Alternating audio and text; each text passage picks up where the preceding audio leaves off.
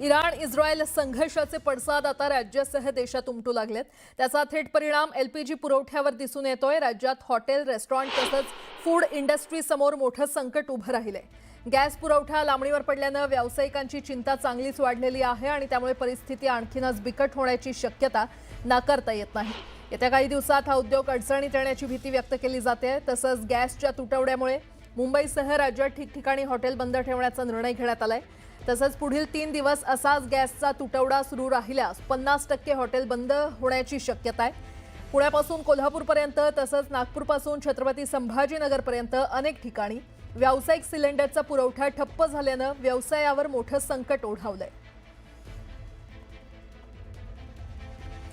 तर आखातात जे युद्ध सुरू आहे त्याचे पडसाद आता राज्यासह देशात उमटताना पाहायला मिळत आहेत। थेट परिणाम एलपीजी पुरवठ्यावर झालेला आहे। राज्यात हॉटेल, रेस्टॉरंट आणि फूड इंडस्ट्री समोर आता एक मोठं संकट उभं राहिलंय। कारण गॅस पुरवठाच होत नाहीये, त्यामुळे गॅस पुरवठा लांबणीवर पडल्यानं व्यावसायिकांची आता चिंता वाढलेली आहे। त्यामुळे परिस्थिती आणखीनच बिकट होण्याची शक्यता नाकारता येत नाही। येत्या काही दिवसात हा उद्योग अडचणीत येण्याची भीती देखील व्यक्त केली जाते।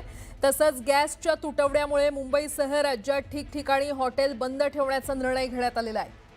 पुढील 3 दिवस असाच गॅसचा तुटवडा सुरू राहिला तर 50% हॉटेल बंद होण्याची शक्यता आहे। पुण्यापासून कोल्हापूरपर्यंत हीच परिस्थिती आहे। नागपूरपासून छत्रपती संभाजीनगरपर्यंत अनेक ठिकाणी व्यावसायिक सिलेंडरचा पुरवठा ठप्प झालाय आणि त्यामुळे व्यवसायावर मोठं संकट ओढावलंय।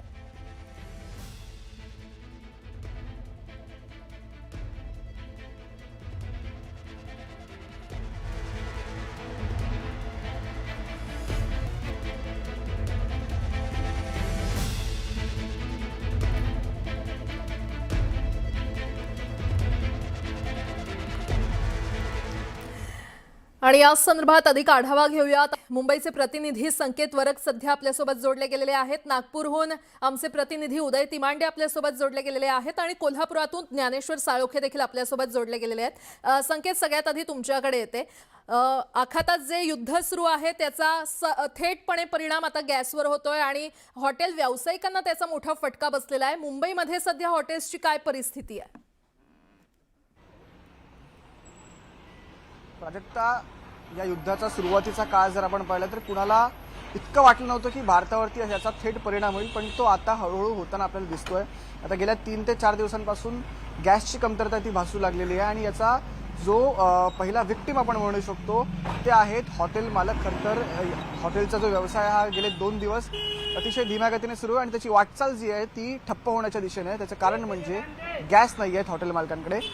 काल आपण काही कव्हरेज केलं होतं, त्यात अनेक हॉटेल मालकांनी आता असं पर्याय म्हणून इंडक्शनवरती शिफ्ट झालेले आहेत। पण इंडक्शनचा पण इश्यू असा आहे की एफिशियन्सी जी असते इंडक्शनची, म्हणजे एक पदार्थ जर गॅसवर तयार होण्यासाठी 5 मिनिटं लागत असतील, 10 मिनिटं लागत असतील, तर तेच इंडक्शनवरती तयार होण्यासाठी त्याला 15 ते 20 मिनिटं लागतात। त्याच्यामुळे कुठेतरी टर्नअराउंड टाइम जो आहे एखाद्या डिशचा तो पण वाढतोय।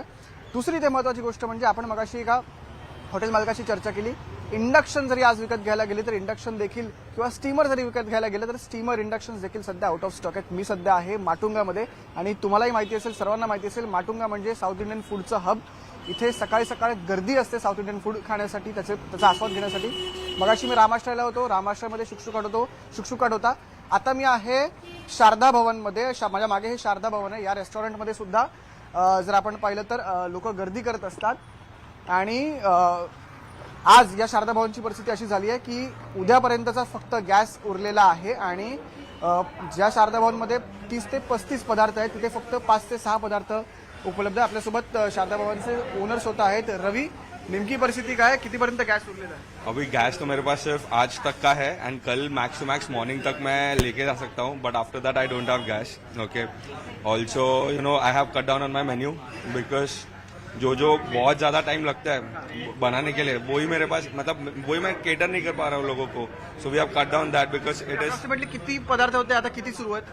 अप्रॉक्सीमेटली मेरे पास मोर देन 15-20 है, बट अभी करेंटली मेरे पास एक सिर्फ 10 आइटम है जो मैं सर्व कर पा रहा हूँ। 10 भी बहुत ज़्यादा बोल रहा हूँ, but I don't have that much also now because of gas problem. Induction भी अगर ऑर्डर करना, इंडक्शन मिलता है कि out of stock? Induction is fully out of stock. मैं अभी I have almost called up more than 15-20 people, everyone is telling that 1 हफ्ता लगेगा, 2 हफ्ता लगेगा।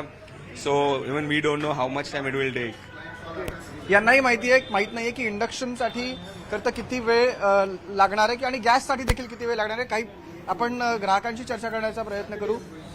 काका, तुम्ही नेहमी येता शारदा भवनला? नेहमी येता शारदा भवनला? नेहमी येता का?